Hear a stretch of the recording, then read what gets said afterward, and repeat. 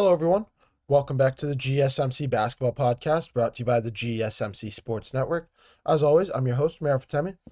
We got a packed show lined up for you guys today. Of course, we had the Timberwolves and Los Angeles Lakers square off last night for a massive Game 2. If the Lakers dropped that game, they would be down 2-0 going back to Minnesota, and honestly, going down 2-0 on your home floor, going on the road to possibly, if you split that series on the road, you come back 3-1. If you can win both those games, you're tied 2-2. It's just a tough spot to be in overall, so it was a good win for the Lakers to come back and tie this series up at 1-1 apiece. So we'll recap that game to start the show. From there, we're going to take a look at the Indiana Pacers and Milwaukee Bucks series. Damian Lillard came back for the Milwaukee Bucks last night. Had a little bit of a tough performance, a tough shooting night for him. Honestly, more of what we expected coming off of his blood clot injury. Not really seeing very much contact sport, not really doing too much while on the IR shelf, but he's officially back. So we always know what Damian Lillard brings to the table. But the Indiana Pacers taking this one to go up in the series 2-0. We'll recap that series as well. From there, we're going to preview the Warriors-Rockets series. They have Game 2 tonight, as well as the Orlando Magic Celtics series without Jason Tatum in the lineup. And then to close out the show, we'll recap the Memphis Grizzlies Oklahoma City Thunder game last night, as well as preview the rest of the games for tonight's slate. It's not as much of a packed slate as it has been the last couple nights, but of course, it's always playoff basketball. We always love to talk about it and love to watch it. But before I go any further, I'd like to remind you guys to please like and follow the show for more GSMC Sports Network content. Also, we get a number of questions from viewers that come in during the show. So to ensure that your question gets read on air, I ask that you use the tips and donations link at gsmcpodcast.net. This puts your question at the top of the list so I see it, and it also really helps out the show.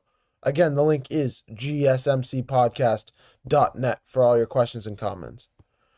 But getting straight into it here, we're going to talk a lot about the Lakers to start off the show. They had a crucial game last night against the Minnesota Timberwolves, in a game that they honestly dominated from start to finish. A game that they needed to dominate start to finish, and they did just that. Luka Dončić finishing with 31 points in this one, 12 rebounds, almost a triple-double with 9 assists. LeBron James with a double-double, 21 points and 11 rebounds. That's more of what we expect from him. Austin Reeves with 16 points. That was the big three for the Lakers. Now, before I get into the rest of the team, I want to remind you guys that last night, or in Game 1 on Saturday night, the Los Angeles Lakers bench and their defense were the two biggest issues in this game. The Minnesota Timberwolves shot over 50% from three-point range, with a lot of their production coming from Naz Reid, Jaden McDaniels, Mike Conley, a bunch of role players that got hot down the stretch and took over the game, along with, of course, Anthony Edwards. In this one, while the Lakers bench didn't have a great game. Rui Hachimura with 11 points, Dorian Finney-Smith with 7 points, Gabe Vincent with a couple massive threes down the stretch, especially in the first quarter. In the first half, he played nice. In the second half, of course, what you need him to do is come in randomly and hit some shots off the bench. That's what you need from a Gabe Vincent. But the Timberwolves bench specifically didn't have their best game. Naz Reid only 9 points. Jaden McDaniels only 8 points. Mike Conley 0 points. He was like, not only did the Timberwolves not shoot well, but major props to the Lakers defense. The Lakers defense were clogging the lanes, giving the Timberwolves offense trouble all over the place. From Julius Randle turning the ball over. He was trying to be very ball dominant in this one. Not sure why, but he shot 9 of 17, 2 for 4 from 3-point range. Not his greatest performance, as well as Anthony Edwards, only 2 for 8 from 3-point range. But this is, like I mentioned, this is more about the Lakers defense just clogging the lanes for the Timberwolves, not being able to just throwing a wrench in their offense. really is the only way to describe it. And then on the other side, hitting timely shots, never letting Minnesota get close. A big part of the Lakers' issues this season have been the third quarter, and as a watcher myself, as I was watching it, I could only think at halftime, oh, it's the third quarter. Here we go again. They're gonna blow another. They were up by 20 points going into halftime. I just had a bad feeling. Oh, they're gonna blow another 20-point lead again. No lead is safe with the Lakers. We've seen them blow leads in the third quarter, but no, they did the opposite. The Timberwolves did try to come back. They tried to go on a run early in the quarter, bring the lead down to about 15 points, or probably closer to 12 points. But in the end, it was the play of Luka Dončić and LeBron James down the stretch to put this game away. Luka, of course, continued to grow into that Lakers role, continuing to grow into that number one option, that superstar player that we remember him to be from Dallas. Trying to transfer over those talents and skills over to the Lakers uniform. It's been really tough for him lately, especially in the regular season. It was very tough. We saw him struggle specifically for shooting. He did not shoot the ball, especially down the stretch of the regular season. We saw him being very ball dominant in the regular season. He was just struggling to shoot the ball. Very, very much the same situation here, but shooting much better, much more efficiently. But it's a good sign to see for the Lakers overall, and this series will go back to Minnesota 1-1 apiece. This series is just going to come down to defense. I think this series is truly going to come down to the star players, how Anthony Edwards and the role players around Anthony Edwards show up. The Julius Randles of the world, the Naz Reids, the Jaden McDaniels, the Mike Conleys, the Rudy Goberts of the world. All these guys that you not expect too much from, but Nickeil Alexander-Walker, a big bench piece that can go off anytime for 20 points whenever he can, if he can when he gets hot from 3-point range. That's what you need if you're a Timberwolves fan. The Timberwolves need to just put their head down, be able to shoot the ball, if they can shoot the ball and defend, they can win this series, I think. If they can shoot the ball well and efficiently and play strong defense on the Lakers are not going to be able to win a shootout with this team. They're not going to be able to win a shootout with any team. Maybe the Houston Rockets or the Memphis Grizzlies that's about where that list stops. Not even the Nuggets. The Grizzlies and the Rockets are the only two that I could think of the Lakers being able to be competitive with in a shootout. Any other team, they're just not deep enough. You can't expect Luka to hit every shot. I know Kawhi Leonard, I'm going to use this as an example. Kawhi Leonard shot 15 of 19, but he missed 3 shots from 3-point range. He's not Steph Curry. He's not Klay Thompson. You just can't.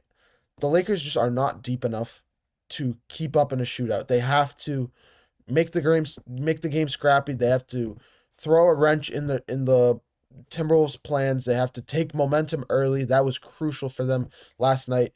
Getting to an early lead in the first quarter,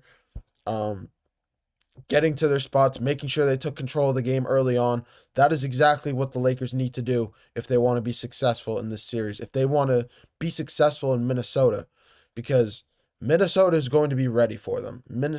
Those fans in Minnesota are going to be ready. Anthony Edwards is going to be ready. Naz Reid, Jaden McDaniels, the role players are going to be ready. Julius Randle, this is his first time with the Timberwolves. That's the only reason I say we'll see about him, how he's going to react. But Luka Dončić is going to have to show up. Honestly, I would not be shocked if we see a Luka Dončić 40-point game in either Game 3 or Game 4. Because we've seen the 30-pointers. We know Luka Dončić can average 25, 10, and 5, or 25, 10, and 8 in his sleep. We know he can. We've seen it time and time again. But we haven't seen take over Luka. Like, take over. Like, he is the guy. He is just put the ball in his hands and have him go get a shot. You see it early on when teams are getting momentum. You see it in spurts when the team needs to get a bucket down the stretch. But you don't see it for stretches at a time, like 3, 4, 5 baskets in a row, where Luka just goes to work, gets into the hole, gets the pick and pop, draws the double team, kicks it out to the corner. You haven't seen that. And the reason why you haven't seen that very much is the threats of LeBron James and Austin Reeves, especially when they're on the floor, all three of them together. You just can't double Luka like that if you have the other two on the floor. It's beyond difficult to plan for and scheme for. But yeah, I don't know. Game 3 of this series is going to be crucial. I think whoever wins Game 3, I don't want to say whoever wins Game 3 is going to win the series because there's so much game left. But whoever wins Game 3 is going to they're going to set the standard for the moment in terms of momentum. Who has momentum? Who has the confidence? Who has more confidence in general? And if it's the Timberwolves, obviously if Timberwolves can win Game 3, Game 4 becomes even more crucial for the Lakers. If the Lakers win Game 3, Game 4 becomes crucial for the Timberwolves. If the Lakers win both games in Minnesota, this series ends in 5 games. This series goes back to Los Angeles, and it's over. I don't think the Lakers are going to win 3 in a row, especially with how the Timberwolves played in Game 1. It was just too much of a disparity. I know they shot 50%, and I know the Lakers had a lot of turnovers, but I know the Lakers that we saw in Game 1 is not the Lakers that we saw in Game 2. They pretty much flipped the switch offensively, or more defensively, I'd say. So that's my take on it. If the Lakers can win Game 3, this series ends in 5 if they win 3 and 4. If the Lakers win Game 3, I think the series ends in 6 in LA. If Minnesota wins Game 3, I wouldn't be shocked. Going into Game 4 is going to be even more massive. And if that's the question. If the Lakers can win Game 3, I think they take control of this series. Game 4, they have more confidence in themselves. It becomes much more must-win absolutely for the Minnesota Timberwolves if they lose Game 3. But yeah, that's my take on it right now. There's a lot of ifs, buts, and maybes. What's going to look like who wins this, if they win that, blah, blah, blah. But we just got to let these playoffs pan out because honestly, what's the point of looking so deep into them if they're just so unbelievable that regardless of how it pans out, it's not going to be bad. So, yeah, I believe this series, Game 3 of this series is on Friday. I'm trying to find that right now. But, yeah, this series switches gears back over to Minnesota for that Game 3. I'm going to take a short break. When we come back, we're going to take a look at Indiana Pacers basketball against the Milwaukee Bucks. A massive series in the Eastern Conference, one of the more premier series, one of the more eyeballs, more people watching it because of how close it is to the 4-5 seed matchup. Damian Lillard returning for the Milwaukee Bucks didn't really matter, but we're going to talk about his return, talk about how the Pacers played in that game, how both teams played overall, the keys for the Pacers to win that game, and we'll move forward from there. Also, I just found out Lakers Timberwolves Game 3 is on Friday. I'm going to take a short break. When we come back, we're going to take a look at Indiana Pacers, Milwaukee Bucks basketball. Be right back, guys. I feel like I'm losing my mind. Is everybody in the world blind? Please, Lord, give me a sign, a sign. I feel like I'm losing my mind. Is everybody in the world blind? Please, Lord, give me a sign, a sign. I wanna be the greatest. Everybody on the fake shit. I look around and feel like everybody is the fakest. I make this every day and I'm impatient, hoping one day I blow up from the basement. Statement, the top is so vacant. I don't hear shit that I think is amazing. Waiting for my day when I'm playing sold out shows for 1,000 faces. Hey, give me that crown, get in my way and to be put down. It ain't your place, all this my town. If I want that shit, then I'll get it right now. I'm losing it, the noose it fits, some losing shit, a stupid myth. You choose to live or choose to dip, you choose to fight or lose your grip and lose a gift. Oh, I feel like I'm losing my mind. Is Is everybody in the world blind? Please, Lord, give me a sign, a sign. I feel like I'm losing my mind. Is everybody in the world blind?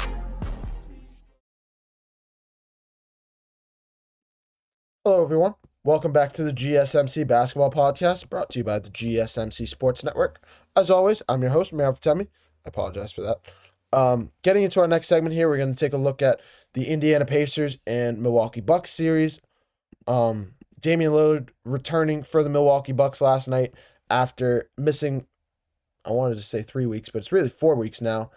4 weeks since being ruled out indefinitely with blood clots in his right calf. I believe it was his right calf.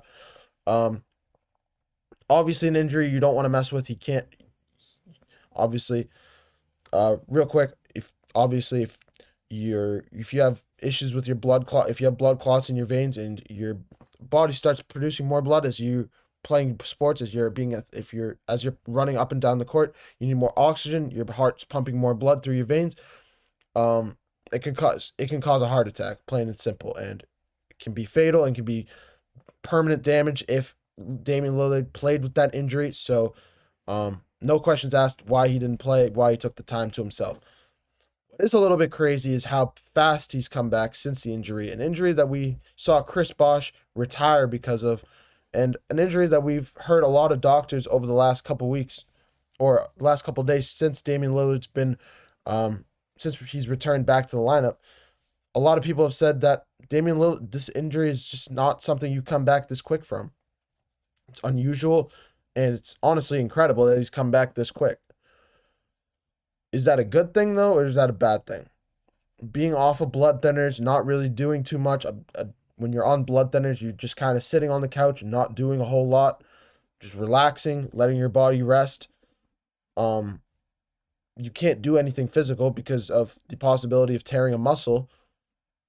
Tearing a muscle that, especially with blood clots in your leg, if you pull a muscle, say you pull your calf or you pull your, I can't think of a muscle in my foot right now. I apologize. But say, you can't do anything when you're on blood thinners. So, obviously Damian Lillard having a really tough couple of weeks here, but we're going to take a look at Damian Lillard's return, of course, and talk a lot about that. But before I move any further, I'd like to remind you guys to please like and follow the show for more GSMC Sports Network content. Also, we get a number of questions that come in during the show. So to ensure that your question gets read on air, I ask that you use the tips and donations link at gsmcpodcast.net. This puts your question at the top of the list so I see it, and it also really helps out the show. Again, the link is gsmcpodcast.net for all your questions and comments. And I've said it before, you guys are a big part of what we do here at the GSMC Sports Network. Your input, whether either positive or negative, let us know what you like about our show, what we can work on, what you want to hear more of, what you want to hear less of. You guys let us know what you guys want to hear. We'll build our shows more around those topics and give you guys a better product overall. So we appreciate everything, any comment or question you guys have. It makes this podcast a little bit more interactive. That way we're not really talking to ourselves all the time. But we appreciate everything as always. Getting right back into the topics at hand, though. Yeah, the Indiana Pacers, I was going to say walking into Milwaukee, but this game was in Indiana. The Pacers locking down the Milwaukee Bucks once again in another. It wasn't as much of a blowout. Absolutely not. It was much closer. It was only an 8-point finish this time around. But regardless, it was still the classic Indiana Pacers dominant basketball. All around, all across the board, really. The Pacers winning this one 123-115. Just overall, it was just a masterful performance. Pascal Siakam leading the way for the Pacers with 24 points. 24 points, 11 rebounds. Aaron Nesmith with 16 points. Tyrese Halliburton continuing to grow his offensive name, continuing to grow as an offensive player instead of more of a facilitator. We've seen him. I've talked about it on this show. Tyrese Halliburton is more of a facilitator, more I compare him to a Magic Johnson-esque. He's not as much of an offensive dominant player in terms of scoring, but he gets the team going. He's a floor general. He gets the ball rocking. It's very unselfish with the basketball. And then in the playoffs, like we've seen over the last 2 games or so, he's just continued to turn it on, continued to play at a high clip offensively. This time finishing with 21 points. Also pitching in 12 assists. Like I mentioned, incredibly unselfish, averaging double-digit assists this year, which is honestly turning into a standard for Tyrese Haliburton, one of the more unique point guards in our league today. So major props to Haliburton. He's absolutely a crucial piece into why this Pacers team is having such success, not only this season, but in these playoffs. We saw, or in last season's playoffs as well. We saw the Pacers make a run to the Eastern Conference Finals last year. And we'll get a little bit more into the second round when that comes around. We're waiting for the Cavs Heat series to finish up. We'll preview that series later in the show as well. But for now, we look at the Pacers versus the Bucks before we look ahead. Obviously, this win putting the Pacers up 2-0 in this series. 2-0 series lead. The second you hear that these days, or at least I hear it, I think straight to the Kobe Bryant quote. What is there to be happy about? Job's not finished. Job's not finished for the Pacers. Absolutely not. 2-0 series lead. Going back to Milwaukee. Having Damian Lillard is good for... Having Damian Lillard back in the lineup is an absolute win for the Bucks. Do not get me wrong. No questions asked. But I would be remiss if we didn't talk about his performance last night. Only 14 points over 37 minutes. Just not his best performance overall. Shooting 4 for 13 from the field, 2 for 8 from 3-point range. Getting to the free throw line 5 times, which is good. Shooting 4 of 5 from the stripe. Not a bad percentage from him. Being a little bit more of a facilitator with 7 assists. But, yeah, major props for Lillard to come back in this series. But you just have to think, is it too early, too soon, too quick? Is he going to be back? Is he going to have the full effect, the same Damian Lillard that we remember him to be, that we know him to be? The answer to that is most likely no. But it does give Giannis some help. It gives Giannis a little bit of a break. Allows him to take some rest. He's not the only one. He's not the only offensive threat for this team anymore. That is the biggest thing that Giannis was looking for, and that's the one thing that Giannis needs. He needs at least one guy, a floor general, usually a point guard, to take a little bit of that burden off of him. But unfortunately, outside of Lillard and Giannis, it just seems like that's really all that the Bucks have to work with. Bobby Portis in Game 2, it would not be fair if I didn't mention Bobby Portis finishing with 28 points in this one, shooting 11 of 19, 6 of 11 from 3-point range. 6 of 11 from 3-point range is something that's pretty good from him. We don't really see him shooting at that clip, so that's pretty good. That definitely factored into his percentage being so high. Him shooting the ball more often. Absolutely, I would too, honestly, if I'm Bobby Portis. He finished with 28 points, 12 rebounds. So major props to Bobby Portis. But outside of those three, Lillard, Portis, and Giannis, it's just not much else to work with if you're a fan of this Milwaukee Bucks team. This Milwaukee Bucks team, it feels handicapped in a way. And it feels handicapped by their bench. It's not like a three-headed monster in LA where you have LeBron and Luka and then Austin Reeves. LeBron and Luka are two guys that are LeBron obviously is the legend that we know him to be for the last 20 years. Luka is the legend in the making that we've seen over the last 7 years, and last year especially bringing the Mavericks to the NBA Finals pretty much by himself. Well, no, I take that back. He had Kyrie Irving and PJ Washington, all these guys. He had a very strong team around him. But outside of Kyrie Irving, a lot of the load offensively was on Luka Dončić. Sometimes he was a facilitator and he made his teammates better, so he could he could pass over some of the burden. He could lead it some way, similar to how Halliburton plays, being able to facilitate. That's how Luka plays, especially with a strong team around him. But this Milwaukee Bucks team is not on that level. Giannis obviously is an MVP candidate, but he's only won one title, and we know him to be he's. I don't want to call him one-dimensional. I like the word that comes to mind when I think of Giannis Antetokounmpo is one-dimensional. I don't know why. I don't know if it's just me. It could be. But Giannis is just a freight train. He's a freight train just trying to get into the lane and get the basket in the bucket. Get the ball in the bucket. That's simple. Just trying to go up for layups, dunks, little mid-range shots. That's pretty much as far as he wants to go. He doesn't want to shoot the three. He will shoot the three if you give him the opportunity. If he's wide open, he's going to shoot it. But he mainly wants to get into the lane, bother people, and he shot 14 of 20 last night from the field. From the field, shot 0 three-pointers, shot 6 of 10 from the free throw line. That's another thing he likes to do. Get to the free throw line, get fouls. That's his game. That's his bread and butter. Get into the lane, be a freight train, be a freak of nature, and just be powerful. He's a powerful big dude. And unfortunately for that, it does make you a little bit one-dimensional, because it means that you don't dribble the ball very much, you don't facilitate. You facilitate a little bit, but you're mainly a rebounder and inside the lane kind of guy.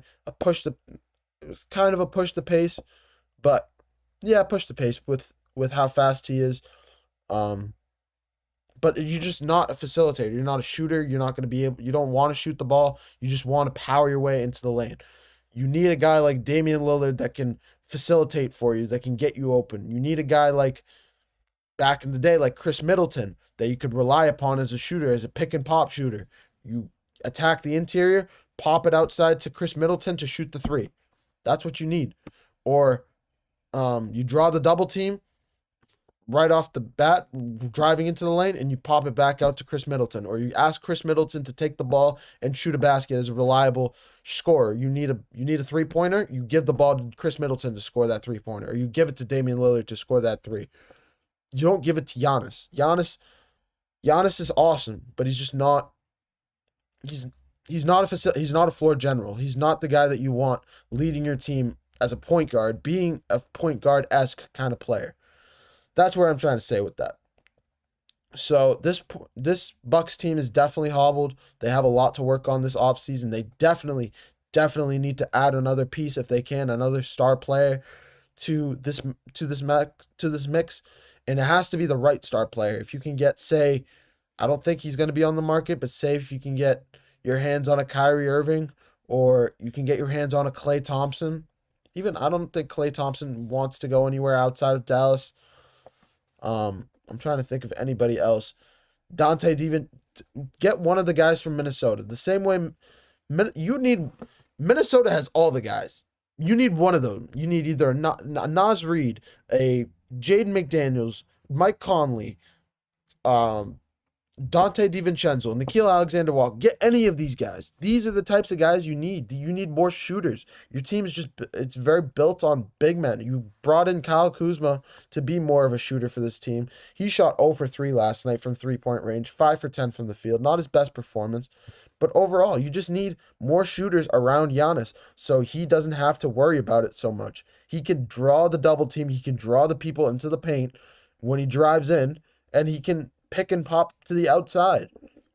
That was the team we remember in 2021 when they won the championship. A lot of those same guys are still there, but a lot of them aren't. Like now you have a Gary Trent Jr., who he's not shooting the ball very well. He doesn't shoot the ball very much either, though.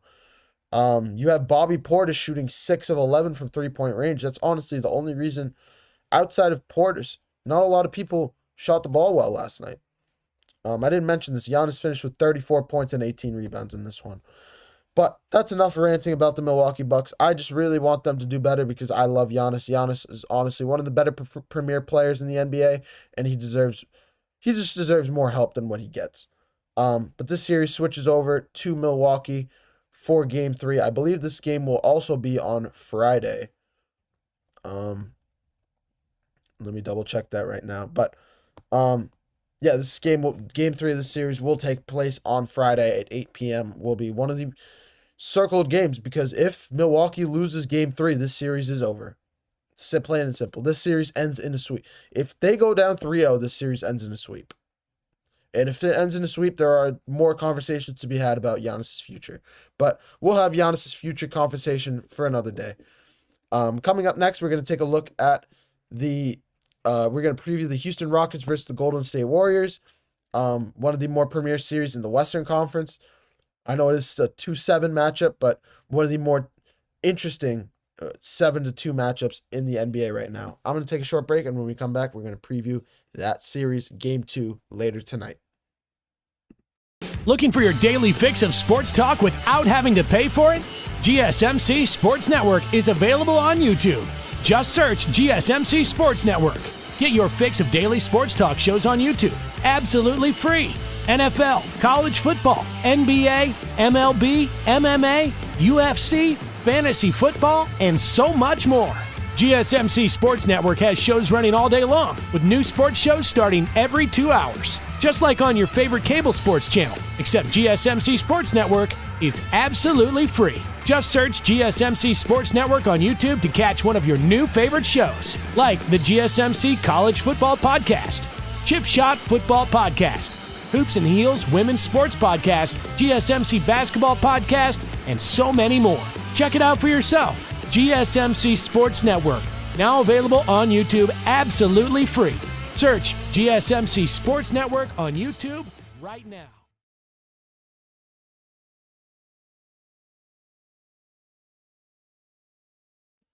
Hello, everyone. Welcome back to the GSMC Basketball Podcast, brought to you by the GSMC Sports Network. As always, I'm your host, Mehrob Fatemi. Getting into our next segment here, we're going to take a look at the Golden State Warriors Houston Rockets series, Game 2, of this series kicking off later tonight. And yeah, you can see from the title, this is absolutely a must-win game for the Houston Rockets. The reason I say that, you're in Houston. You have home court advantage. You lose Game 1 on your home turf. That is already a bad sign. Losing Game 1 on your home turf is not a good sign. If you lose Game 2, going back to Golden State, this series could be over quick, fast, and in a hurry. Especially a young Houston Rockets team with of course we have Ime Udoka, who's been to the NBA Finals. He played against Steph Curry in the NBA Finals as a member of the Boston Celtics. Absolutely 100%. He knows he has the experience. Under Greg Popovich, he came from the Greg Popovich tree as well. He has the experience. He knows about what it's like going in road playoff games. Outside of him, the only player that has any experience in the NBA playoffs, really the only player that has any experience in the NBA playoffs, is Fred VanVleet, an NBA champion with the Toronto Raptors, absolutely. Spent years with the Toronto Raptors, absolutely. Has played in probably over 50 playoff games, I'd say. Absolutely, he has the experience as well. Outside of VanVleet, this is a team of young guys. This is a team with Alperen Sengun, a player that hasn't seen the playoffs in his day. Jalen Green has never seen the playoffs. I believe it's his second or third year. Jabari Smith Jr., same boat. Steven Adams has seen some days in the NBA playoffs. Absolutely. He's another player that has some experience. But what I'm getting at is, in the same way, if the Los Angeles Lakers lost to the Minnesota Timberwolves last night, their series would be over. This is the same situation for the Houston Rockets. The Houston Rockets have to win tonight. They must win against Golden State tonight, or else this series is over. If you want to talk, either it could be in 4, it could be a clean sweep, it could be in 5, it could be in 6. But this series is over, OVER, if Houston loses tonight. This game is that crucial. of a game. It is that crucial to momentum. It is, if you can split 1-1 at home and do the same in Golden State, that puts you in a good spot 2-2 going into those last 3 games. That is where you want to be if you're the Houston Rockets. But the Warriors are just implementing, they're just dictating what they want. They dictated that game 1. They really did. From the opening tip, honestly, it was both teams going back and forth defensively, absolutely. But 2 defensive teams that have been stifling all year long. I believe in the second quarter, with 3 or 4 more minutes left in the second quarter, it was 38-34. That just proves how much of a defensive game this is. I believe both teams had less than 30 points at the end of one. Overall, it was just an incredibly defensive game in the first half. But what sparked it for the Golden State Warriors? What made them the definitive difference in this game? Why did the Warriors prevail in this game? That's because of one guy. I know everybody knows it. Steph Curry. Steph Curry, one of the greatest point guards in the NBA ever. NBA history. Probably, if either 1 or 2, either him or Magic Johnson, arguably, and he can be argued as the number 1 with how he's impacted the game, with how many championships he has, with how important, how vital he's been to this team, especially as he's gotten older. Since Kevin Durant departed from there, since winning the title in 2022, he's only gotten better, and this year shooting the best he ever has in his NBA career. In that game 1 against the Houston Rockets, Steph Curry shot, I can remember 3 specifically, if not 4, moments where the Houston Rockets went on runs, not only the second quarter, not only the third quarter, also the fourth quarter, all 3 quarters. Steph Curry shot. The Rockets would go on like 10-0 runs, 7-0 runs, cut the lead down to about cut it down to single digits, cutting down to 3 points at one point. And it was just Steph Curry shooting. I don't want to call it a nonsense 3, because for 99.9% of the NBA or basketball fans or basketball players anywhere, that is a bad shot that he shoots. The shot in the corner over Amen Thompson, the moon ball shot, is a crazy shot that down by, I believe that one was in the second quarter, at the tail end of the second quarter, or at the beginning of the third. That put them above, that put the lead up to about 8 points, I believe.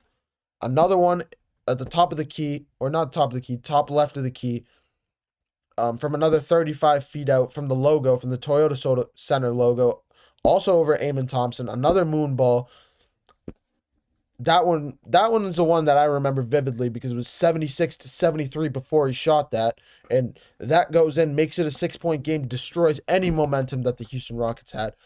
At the end of the day, the Rockets' issue in this series boils down to Steph Curry. Steph Curry is the difference maker, is what makes the Warriors so potent offensively, makes them so dangerous, because as good as they are, as good as anybody can be defensively, Steph Curry's proven time and time again that he can make his own shot.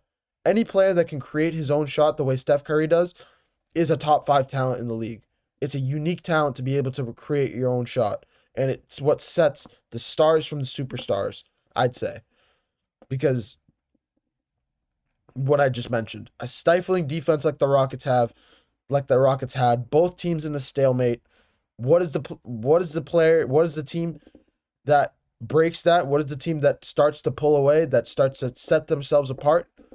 The player with the reliable shooter, the reliable scorer, the one that goes out there, creates his own shot and gets his own shot. Generates a team's momentum.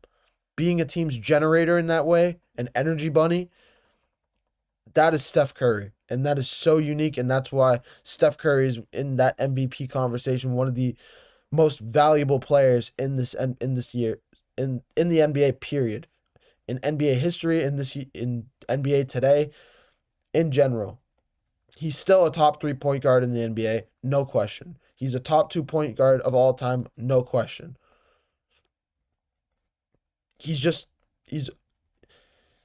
to have a young team like the Rockets, to have them struggle as much as they do offensively, and have a guy like Steph Curry on the other side that can just take over the game by himself is what separates these two teams, or that's what separates them for now. That's what separated them in game 1. The key for the Houston Rockets in game 2 tonight is not their defense. As much as I say their defense needs to step up against Steph Curry so Steph Curry doesn't go ballistic for 30 points again. We saw at the tail end of the regular season, Steph Curry only had 3 points when Amen Thompson guarded him. I believe he went 1 for 10 from 3-point range, and he didn't have a good day at all. And the Warriors ended up losing that game by 10 points. If the Rockets want to beat the Golden State Warriors, they need to do 2 things.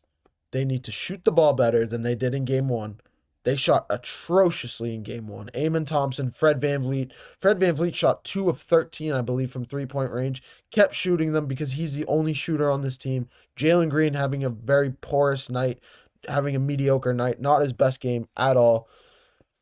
But if they can get some shots going, if they can get the basketball flowing through the hoop, if they can see the basketball go through the hoop and just get some confidence, get some momentum on the offensive end of the ball, I think that will just spell a game plan for them overall. If that is the first piece to this. The second piece to this puzzle is shutting down Steph Curry. And I say that very lightly because you can't double him. Amen Thompson needs to step up to the challenge on Steph Curry. The same way he did in the regular season, the same way he has done in previous years, the same way he has done on multiple superstars this year, being one of the Defensive Players of the Year candidates. Absolutely no questions asked. He needs to come out and he needs to shut down Steph Curry to under. If Steph Curry has over 15 points in this game, it's just tough to beat when Steph Curry is getting going and it's tough to shut him down at the same time because he has a running mate by the name of Jimmy Butler, who is one of the most terrifying playoff performers in NBA history. So that's all that needs to be said about Jimmy Butler. He's a nightmare to guard. He's a nightmare to plan for. He's a facilitator. He plays at his own pace. His style is his own. He's a one of one, Jimmy Butler, in the playoffs. So he is as good as anybody. He turns into a superstar talent in the NBA playoffs, and he deserves it. No questions asked. That is the problem with doubling Steph Curry, though, because it leaves Jimmy Butler open to go off for 40 points, which is easily as potent as Steph Curry going off for 30. I believe in game 1, these two players had 30 points apiece. I'll check that really quick. But Steph had 31, Jimmy Butler had 25. But yeah, this series is not over. If the Rockets can win tonight, going back to Golden State, I think they'll be in a much better spot. But I just don't know exactly how. I just don't know how this is going to keep going. I don't know. I just don't know how they're going to scheme up to deal with the Warriors' offense. That is the issue for the Rockets, and if they can't figure that puzzle out, they're borderline doomed in this game, because that is the biggest thing that we lamented about the Houston Rockets before these playoffs, and this is my last thing before I move on to my next segment, was their defense. And if they can't play strong defense on Jimmy Butler and Steph Curry, and their offense gets exposed the way it did in game 1, this series could be over in 5 games. And I don't want to say that because I want this series to go 7 games. I love the Houston Rockets this year. I love Ime Udoka. He's one of my coaches of the year. If it wasn't for JB Bickerstaff in Detroit, he would be my coach of the year candidate. A very young, growing team around Fred VanVleet, Amen Thompson, Jalen Green. A bunch of young guys. Young group reminds me of the 2017 Boston Celtics. I've said it before. But when you go up against a Steph Curry, a Jimmy Butler, a superstar player, superstar talent, your odds are stacked against you because they have all the experience. They've seen you guys before. They've seen teams like you, and they know how to pick you apart. They know how to demoralize you. They know how to get you off your game, how to make you lose some confidence, get in your head. And if they get in your head, it's game over. It's series over. So I want the Rockets to make this series a little bit more interesting. I do have the Warriors winning this series, but based simply off their experience. But I did think Amen Thompson would be much more of a threat. It was only one game. We'll see tonight.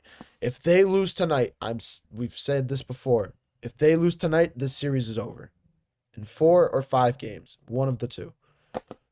Unless Houston goes into Golden State and wins both of those games, which is, I'd give them a 15% chance of doing. They have to go out and win game 3 before they win game 4. But if they lose tonight in Houston, the series is over. That's just my personal take. But that's where I'm going to leave it off. When we come back, we're going to take a look at the Orlando Magic Boston Celtics series. I knew that's what I was doing next. Talk a little bit about the Orlando Magic. Talk a little bit about Jason Tatum's injury, how much it hinders the Boston Celtics.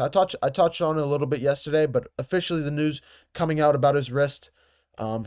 Jason Tatum listed as doubtful for tomorrow night, or tonight, I should say. We're gonna take a look at what to really expect from the Boston Celtics tonight for offensively, and how the Orlando Magic can go after the Boston Celtics and possibly steal a game from Boston in Boston, going back to Orlando. I'm going to take a short break, and when we come back, we're going to talk a little bit about that series.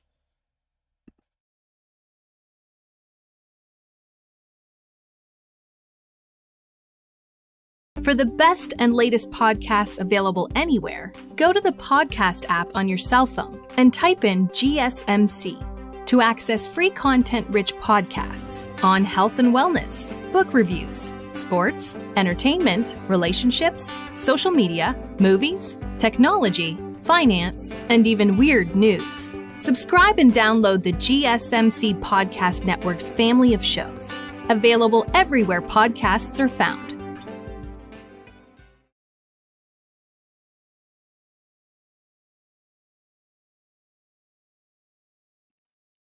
Hello, everybody. Welcome back to the GSMC Basketball Podcast, brought to you by the GSMC Sports Network. As always, I'm your host, Mehrob Fatemi. Getting into our next segment here, we're going to take a look at the Boston Celtics series against the Orlando Magic, a series that's been, before we've heard a little bit of fandom about this, not from a Boston Celtics side. Never, ever, ever, of course, because Boston Celtics, not going to get into that. Orlando. A lot of people picking Orlando to possibly upset the Celtics in this one. I think it's the defense of the Orlando Magic that they thought would be too much for the Celtics to handle down the stretch, which makes sense, honestly. They played an probably one of the best fourth quarters I've ever seen, making the game between the Atlanta Hawks with a 2-point lead against the Atlanta Hawks going into the fourth quarter to having a 25-point finish.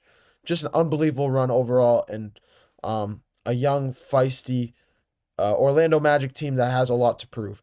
But this series now takes a turn. In Game 1, Jason Tatum falling on his wrist after going on a dunk attempt. Caldwell Pope being called for a flagrant foul on a date for a dangerous act. Accidental, of course. It wasn't anything intentional, but Jason Tatum trying to catch himself with his left wrist, falling down, all the way, falling on his wrist, and that was pretty much that. Falling to the ground, immediately grabbing at that wrist, visibly in pain. Overall, just a tough sight to see for Jason Tatum. And we saw after he tried to shoot a couple free throws, tried to shoot a couple threes, missed both free throws after that fall, and then airballed ensuingly, I believe, at least one, if not 2 threes. Right after that, in the next couple minutes to follow.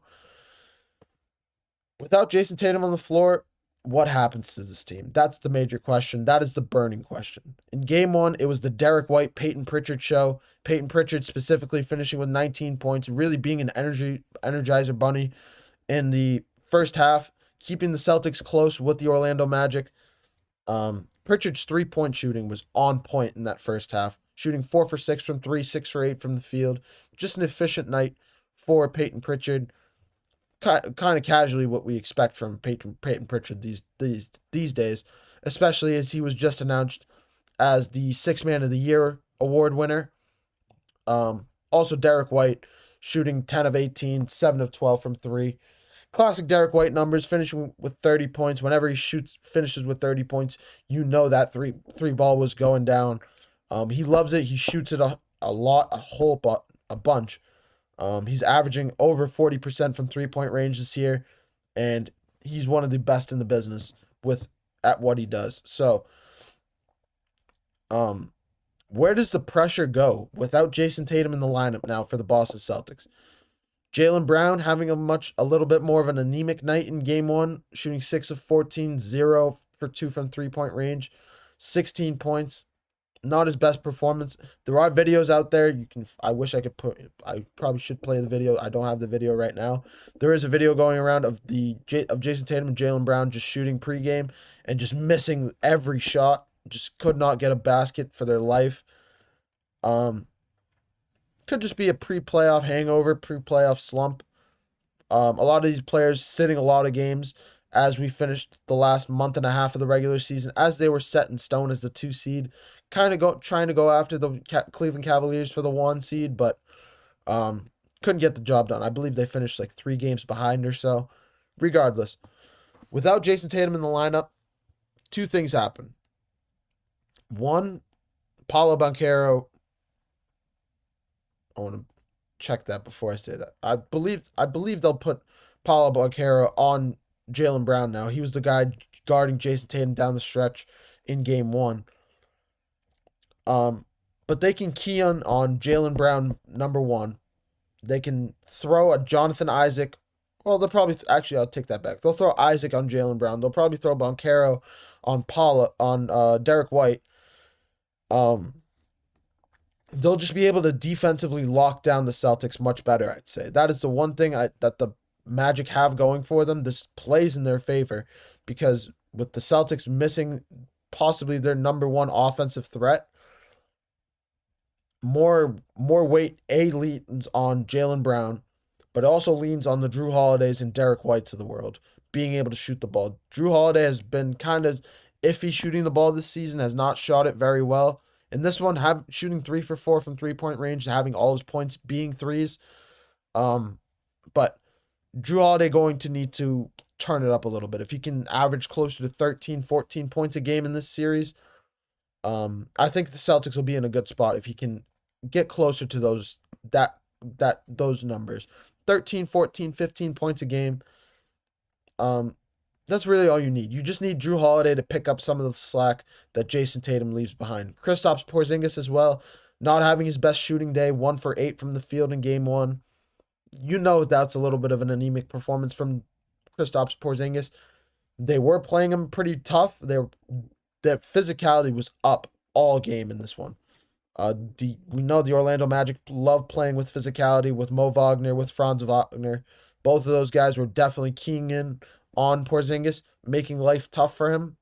But overall, just need to be more physical, need to be more sharp with your shooting. Peyton Pritchard's going to be crucial in this one, down the stretch in this series. But, of course, Jason Tatum only listed as doubtful right now. I believe he'll be out in game 2 and game 3, but he should be back for game 4. It'll be interesting to see if he wears a brace, how that brace affects his shot.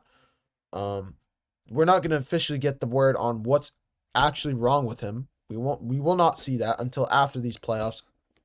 But just something to keep in mind. Jason Tatum will most likely be a little bit injured for the rest of these playoffs, at least until the Eastern Conference Finals, until maybe even the finals if he can get some extra rest. But especially if you win without Jason Tatum in games 2 and game 3, what's the point of playing Jason Tatum in game 4? That's just a question. Maybe it's just me. If I'm the Boston Celtics, I don't even play him if I win these next 2 games without Tatum, which is what I project will happen. So, Well, I'm not projecting that they'll win, but I'm projecting that Jason Tatum will not play in the next 2 games. So we'll see how that all pans out. I'm going to take another short break, and when we come back, we're going to preview these last. There's 2 series going on tonight. We're going to recap a little bit on the Thunder and Grizzlies series. We're going to touch on it for a few minutes. Nothing crazy.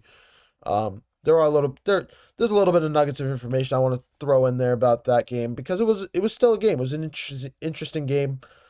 With the Grizzlies getting a lot of noise right now about possibly getting swept with how they performed in Game 1, losing by over 50 points in Game 1.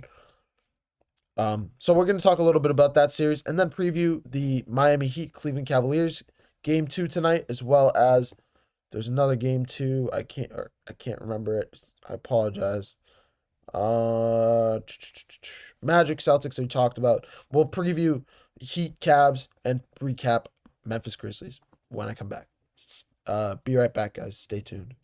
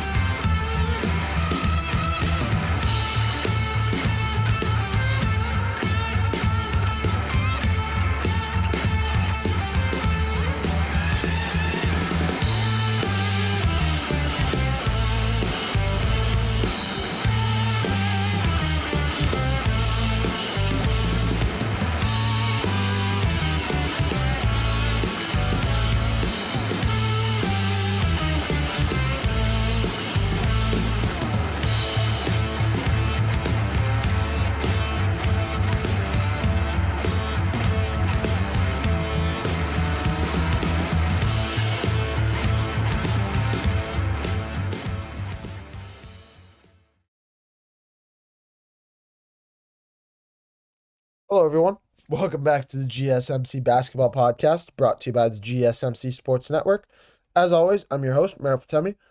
Getting into our last segment here, we're going to recap some of the other series that, honestly, some of these series just, it's tough to put into a full block. Just some of them just don't have a whole bunch to say, just because they're a little bit more one-sided is the best way to call it.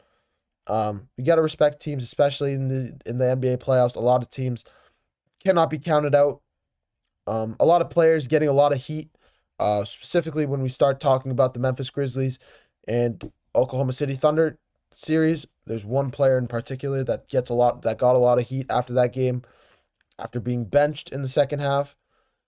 And yeah, we'll get straight into it. Jaren Jackson Jr. Before we get into Jaren Jackson Jr., let's talk about the game. This game actually being close at one point, believe it or not. The Grizzlies bringing this game down to 7 points in the fourth, bringing the lead down to 7 points in the fourth quarter, really making it a game, doing as much as they can to stay in it.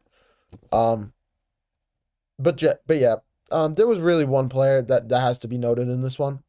The Shai Gilgeous-Alexander show returned after a hiatus in Game 1. Game 1 only having 14 points, having a little bit of a quiet performance, not really doing too much, being more of a facilitator. I believe he shot 2 of 14 from the field. One of the most outlier, best way to call it, outlier playoff performance or performances period that you'll see from Shai Gilgeous-Alexander, whether it was a little bit of ring rust, whatever it may be. The Oklahoma City Thunder still winning that game by 50 points. Doesn't matter.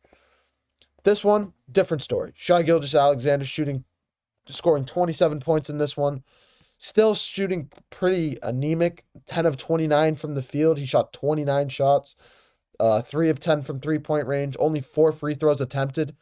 A little bit of numbers down in that one, which is good to see.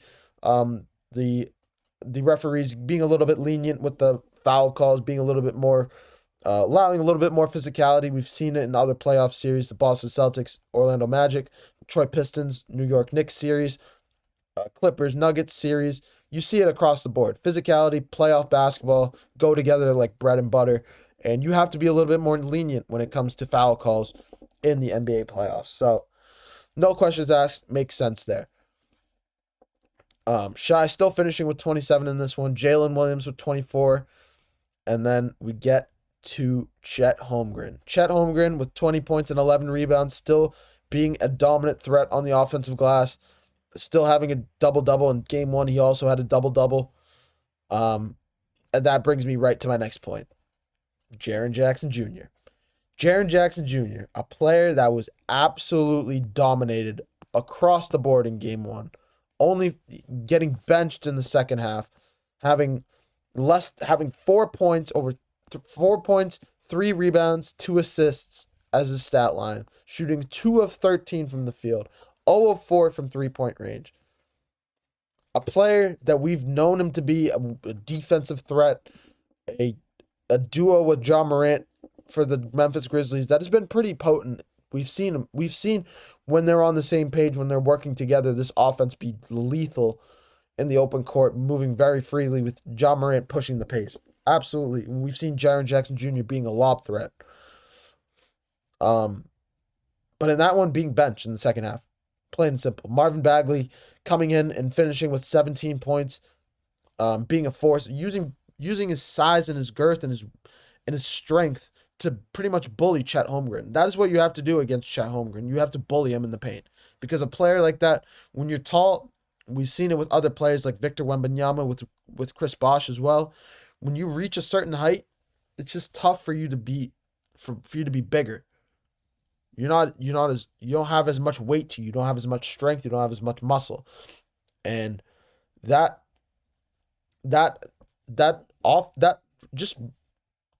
not even an attribute. It's just a mismatch at that point. When you can utilize that mismatch against a Chet Holmgren with Marvin Bagley, as a coach, you do that. So I completely understand why the Memphis Grizzlies went about using that scheme. Can that be pointed to the new coach's scheme as well? That is a conversation for another day. I'm not really trying to get back into that with the Taylor Jenkins firing. But Jaren Jackson Jr. just coming back overall and having a better game too. Finishing with 26 points, leading the Memphis Grizzlies in points. Shooting 10 of 17 from the field, just being very efficient, 2 of 3 from 3-point range, getting to the free throw line a few times.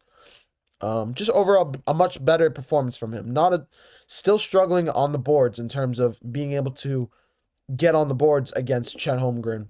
So it's going to be interesting to see how Jaren Jackson Jr. can clean that up and become more competitive in that area. But yeah, I think Jaren Jackson Jr. is still a good talent in the league. We can talk about what the Memphis Grizzlies should do in the offseason, because I do have some takes on that, but that could be its own segment. We'll talk about that another time. But yeah, Ja Morant finishing with 23, Jaren Jackson Jr. having a much better game too, finishing with 26 points. Desmond Bane finishing with a double-double, 19 points, 12 rebounds. He had a little bit of a tougher shooting night from 3-point range, only 2 for 7 from the 3-point stripe, 7 of 17 from the field. Much more tough, just overall tougher shooting night for him. But still being able to have an impact on the offensive glass or on the rebounding side of the ball in general. Being able to get 10 rebounds, 2 offensive. Just overall a better performance from the Memphis Grizzlies as a whole, as a team. But still not enough to beat this Thunder team. Just plain and simple. We'll see how this series goes switching over to Memphis, if Memphis can win one of these games. But I think this is going to be, if you asking me right now, I think this series ends in a clean 4-0 sweep for the Oklahoma City Thunder. I don't think they really break a sweat here. We saw in game 1, 50 points. This one, 20 points or 19. But we'll see if it keeps going. I don't know. We can always see a team winning a game. We saw the Timberwolves win game 1, shooting 50% from 3-point range. If Memphis can shoot at that level, I think they have a chance against Oklahoma City. I think anybody has a chance if they shoot at that level any given night.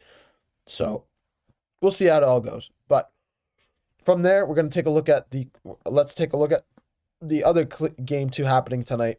That one happened last night between the Thunder and the Grizzlies. Let's talk about tonight. The Cleveland Cavaliers and the Miami Heat. 2 teams Obviously, we know Donovan Mitchell was very keen on the Miami Heat, really was looking forward to joining the Miami Heat in the offseason. Was talking about getting traded there before. I believe this was 2 years ago now, when the Cleveland Cavaliers lost to the New York Knicks in 5 games in the NBA playoffs. That was Donovan Mitchell's first year, and there's still rumors about that. But the Cleveland Cavaliers, obviously the better team in this scenario. Miami Heat, the 10 seed, barely squeaking into the playoffs, winning the 9-10 seed, and then beating the Atlanta Hawks for the 8-9 seed game. Overall, just I don't know what to expect from this team. The Miami Heat, I don't understand them. They're incredibly competitive, incredibly well coached by Eric Spoelstra. No questions asked. But outside of that, outside of being well coached, outside of their culture in terms of being incredibly resilient and just basing their game off toughness. Outside of that aspect, what does this team have going for them? What they have Tyler Hero, who doesn't shoot the ball. He shoots the ball very sporadically, I'd say. That's honestly a compliment. Bam Adebayo, who's a force in the paint, absolutely, but he's getting double teamed by Evan Mobley and Jared Allen. So even if he fends one of them off, the other one will go off for 10 plus rebounds and 10 plus points. That's what we saw with Jared Allen in game 1. Jared Allen playing with incredible hustle in that game 1 as well. So that also played a factor into why he was the one with 10 rebounds. But Bam Adebayo, it's just a struggle for this team. Outside of Hero and Adebayo, you don't really have a lot going for this team. You have a Davion Mitchell who's a good defender. You have Duncan Robinson, who's still a good shooter. Absolutely, no questions asked. You have this rookie, I can't remember his first name, but Ware, who's continuing to grow as a rookie for this team, continuing to prosper as a big man for this team. You still have Andrew Wiggins from the Jimmy Butler trade, who's crucial in that 8-9 game against the Atlanta Hawks. But I was talking about Kel'el Ware, by the way. He absolutely deserves a lot of credit for his performances. He's an incredible defensive threat, a lob threat, just an overall a good player, good growing player. And we'll see how good he ends up being down the stretch as this year continues to grow. Of course, they still have Jaime Jaquez, who's a good shooter for this team. They don't use Jaime Jaquez as much as they used to, but he's still a good player that I believe. At the end of the day, you just have a bunch of role guys without a leader. This team just lacks a floor general. If they can get a floor general on this team, that's why Jimmy Butler was such a good fit for this team, because he was the leader. He was the guy you ran the offense through, and the role guys were around him to get ready and were always there to support him. That's what you need in Miami right now if you're the Miami Heat. So that's just my take on the situation. I just don't know. I think this series is going to be, I'm more confident in this series being a clean 4-0 sweep than I do the Grizzlies and Thunder series, just because it's the Western Conference and the Grizzlies are still a good team. Still have a lot of talent, have more talent than the Miami Heat versus the Cleveland Cavaliers. So overall, yeah, that's just my take on it. I think they win tonight in game 2 pretty decisively, going up 2-0, going back up to Miami. And we'll take a look more into that series as we approach game 3 and game 4. But yeah, that'll about do it for me, guys. That'll about do it for me today, guys. It was another unbelievable show. Thank you guys for tuning into the GSMC Basketball Podcast presented by the GSMC Sports Network. Your support means a lot to us, so please remember to subscribe to the show and leave a positive review. It really makes more of a difference than you guys think. Positive review, negative review, whatever review you guys leave. Please let us know what you guys think in the comments so we can improve what we do here, what I can improve my content for this show specifically, how we can improve our content as a whole, what you guys want to hear more of, what you guys don't want to hear much of. If you guys have any questions for us to take a look at in our next show, of course, let us know anything that you guys got going on. anything that strikes you guys, just please let us know in the comments. We also invite you guys to follow us on Facebook, Twitter, TikTok, and Instagram for more content and updates. Thank you guys once again. Thank you guys once again for another unbelievable show. We have another great slate of basketball games tonight. Celtics Magic, Cavs Heat, and Warriors Rockets. Another plethora of games. More content to cover for tomorrow's show. Thank you guys once again for being here. This is Mehrob Fatemi, the host of the GSMC Basketball Podcast, signing off. Hope you guys have a wonderful rest of your days. Bye-bye.